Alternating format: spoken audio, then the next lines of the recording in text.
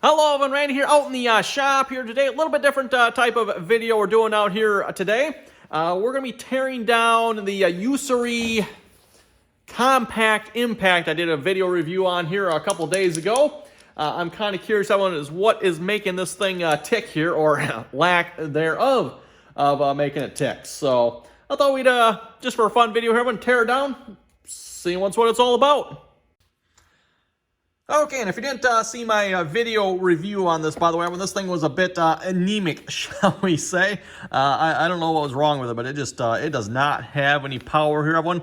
I mean, just from the one I have anyway, you'd be better off just getting yourself one of these type of impacts here as opposed to this. This thing just, like I said, does not have any power. And it almost sounds like a lack of air, too. That's kind of what it sounds like. It really slows down and just, I don't know everyone, but like I said, I thought that's why we'd tear it apart, see what we got with it. Comes with some really nice sockets, and I mean, these are some nice looking sockets, everyone. Finished edges, and yeah, those are some nice looking sockets. But yeah, the impact itself, good luck getting anything this size off with this impact.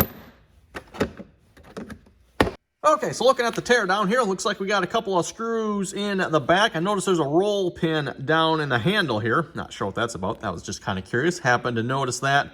Screw on the bottom. I don't know if that'll take off anything or not. But yeah, we'll just we'll start tearing this thing apart. Oh, I see a clip underneath here as well. Probably that's a roll pin in that trigger too, I'm assuming, or something's in that trigger holding that trigger on. Don't know what we have to take off to get in there, but we'll find out. Okay, well, I figured we'd start by relieving it of its rear screws here, which looks to be a T20 here.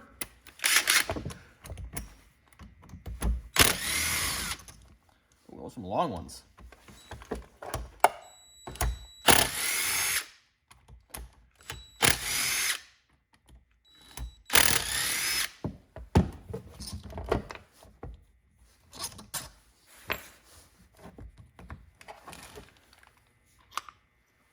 Okay, here we go. The main guts. The main guts of the unit. So the front one here, is that a bearing? No, that's a bushing. That appears to be a bushing on the front here. That's not even actually a bearing. Interesting. Okay, so what do we got here? So there's the actual hammers themselves. This is what creates the impacting motion here. These actually look like they're fairly big and beefy. I was wondering if these would be a little bit on the small side, but they look fairly good sized here to me. I wonder if this motor just doesn't have the capabilities of turning them over when it's under load. Also, the screw is sticking.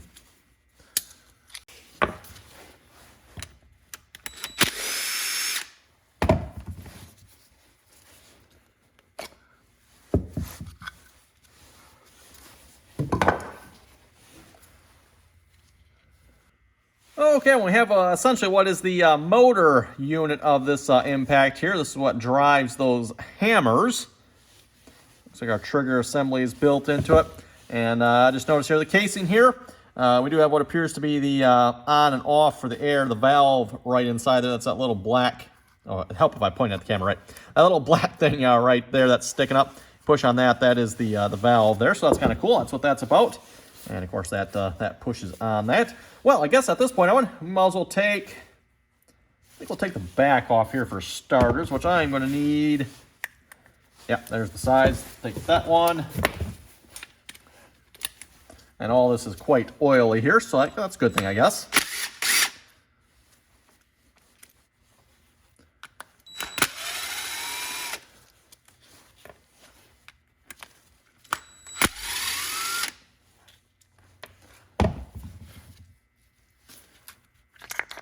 Oh, there we go. Okay, so, okay. This is relatively simple. Just a vein pump here, pretty much, everyone. That's what it looks like to me, anyway. Oh, yep, there we go. There's the veins falling out. So, yeah, basically how that works out with these veins, I don't know if I can get these out here. There we go. These veins come out. They basically create a compression up against the sidewall, or a chamber up against the sidewall here as the air goes around. Ooh, that's interesting. There's some sort of piece of metal in there. That's probably not good. Looks like something from being drilled. What do I have here? We can pick that out here a minute. Yeah, you probably won't want that. That wouldn't be real good for it going around in there. Probably not the end of the world, but not real good for it either. Looks like that's just an artifact left over from machining, if I had to guess. Speaking of machining, by the way, you can see quite a few score marks in there. Again, that's from the veins rubbing up against the sidewall. So basically, imagine what the way this works here. I wonder if I had to guess. The valve here probably determines which way or which set of these is turned on, and that's going to determine the rotation, either this set or this set. Here's, I'm guessing, your relief valve up here, or your relief. So if air's coming in here, air comes in here, goes around, blows out here, and it's just creating a chamber with these pieces here. So yeah, anyway, there it is, everyone.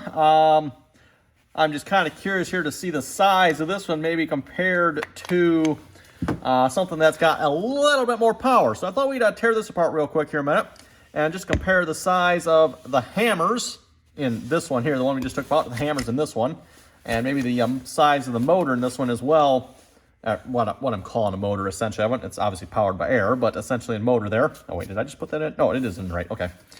And yeah, we'll see what the size difference is here. See if there's something that just doesn't quite look right, because this thing just doesn't, I don't know, something doesn't quite feel right with it, everyone. And maybe just one more attempt, see if I can explain how this works a little bit better here. Again, with the air, depending on probably what direction you're going, it either comes out on this side or this side. And with centrifugal force, these veins get pushed out up against the sidewall there, like that. It basically creates an air chamber, which as it goes around, it'll blow the air from here, and then it'll relieve the air out here, of course, blows it out the bottom of the case. That's basically how that works, so that's kind of cool. Okay, let me tear apart my Harbor Freight model here.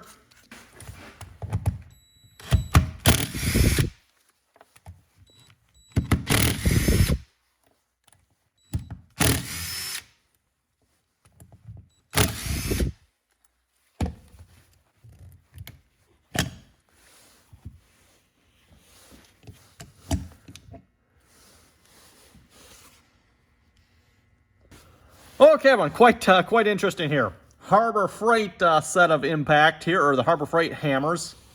Yes, just slightly larger, everyone.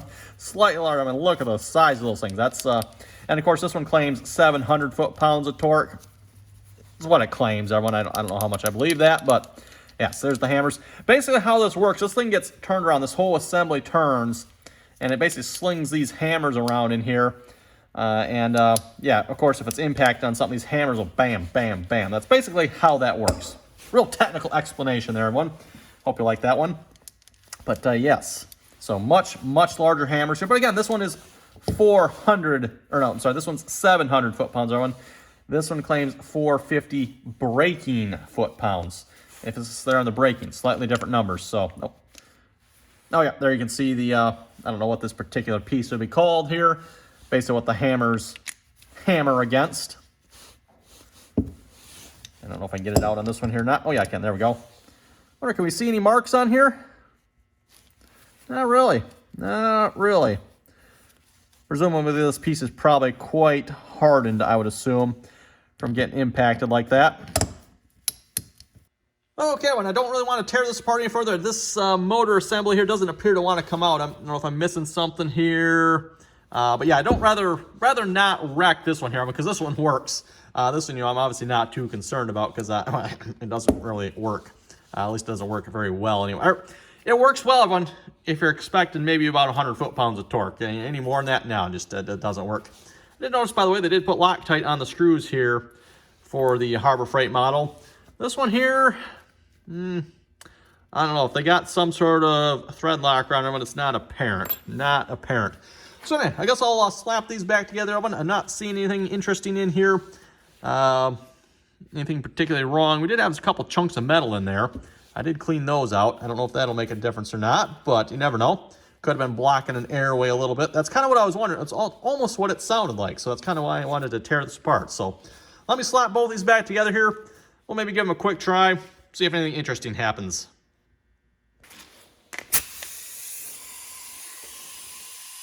Okay, I thought we'd give it a test here after putting it back together.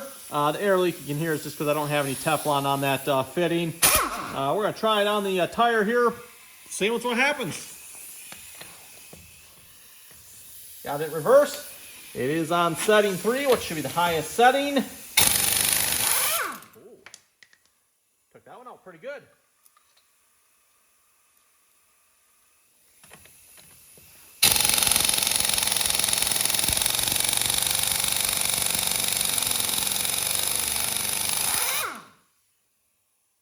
I finally got it. I wonder how many lug nuts I dare loosen before I better tighten them back up.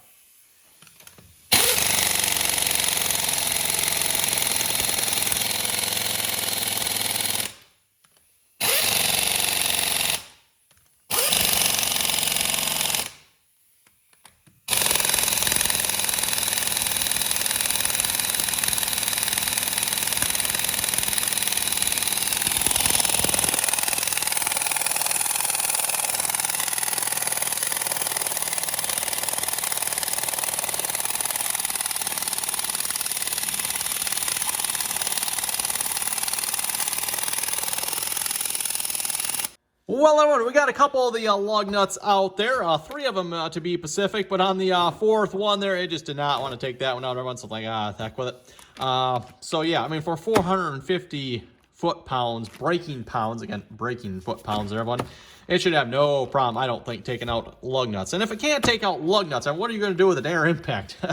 As my point in the earlier video, I mean, if it's going to be that small, I might as well get one of these. These are pretty nice, if you ask me. So... and not to mention, maybe not the DeWalt, everyone, but some of the cheaper brands. The Hercules, Hercules actually, I think with the battery one. Actually, I think the Hercules with the battery, I think is still cheaper than this, I think, if I remember correctly.